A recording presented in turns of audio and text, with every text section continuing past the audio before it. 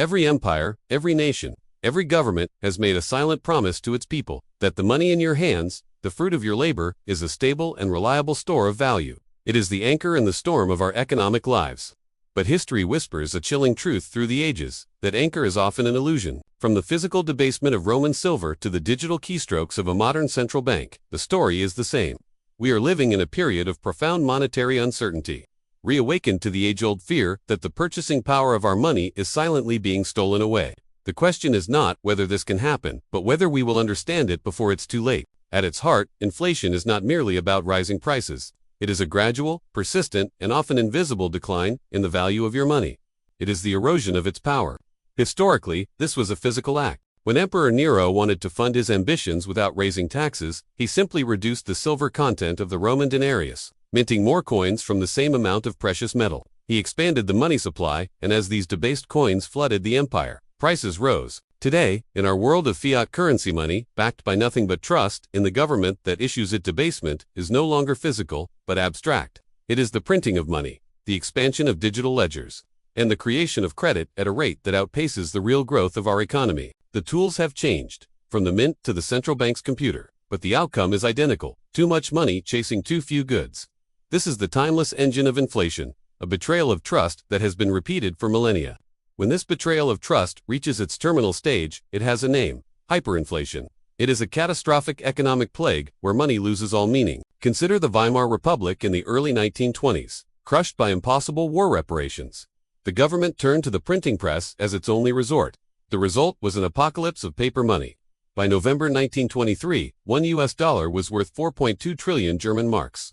Prices doubled in a matter of hours. The life savings of the middle class were annihilated, fueling a political polarization that would give rise to the darkest forces in modern history. Or consider Hungary after World War II, which experienced the most extreme hyperinflation ever recorded. Prices doubled every 15 hours.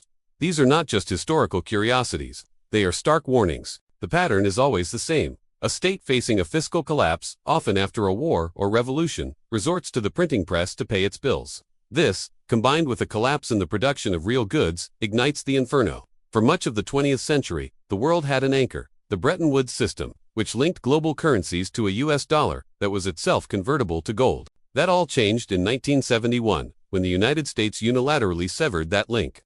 For the first time in modern history, the entire global monetary system was unanchored, floating on a sea of pure fiat. The consequences arrived swiftly. The 1970s were consumed by stagflation, a toxic cocktail of high inflation and high unemployment that defied all economic theory of the time. It took an act of incredible political courage to restore order. In 1979, Federal Reserve Chairman Paul Volcker declared war on inflation, raising interest rates to unprecedented levels and inducing a painful recession to break the back of the price spiral. In doing so, he created a new, internal anchor for the fiat dollar, not gold, but the central bank's unwavering and credible commitment to price stability. It was a lesson written in the language of economic pain, a lesson we are now being forced to relearn. Today, we stand at another crossroads.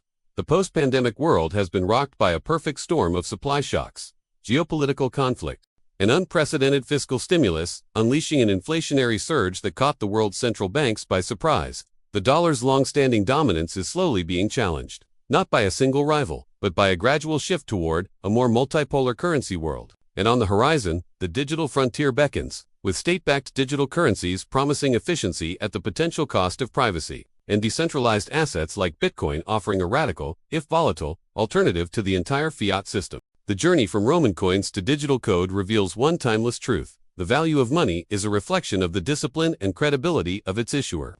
In this unanchored world, preserving wealth requires a deep understanding of these powerful forces. It demands a strategic diversification across assets that can weather the storm of gold, real estate, equities with pricing power, and securities explicitly designed to protect against the invisible thief of inflation. There is no single, perfect solution. There is only the prudent management of risk in a world where the only constant is change. History does not repeat, but it does rhyme. If you found this journey through our monetary past and future enlightening, subscribe to the channel and hit the notification bell so you don't miss our next exploration. What do you think is the biggest threat to your wealth today? Let us know in the comments below. The past has the lessons. We just have to be willing to look.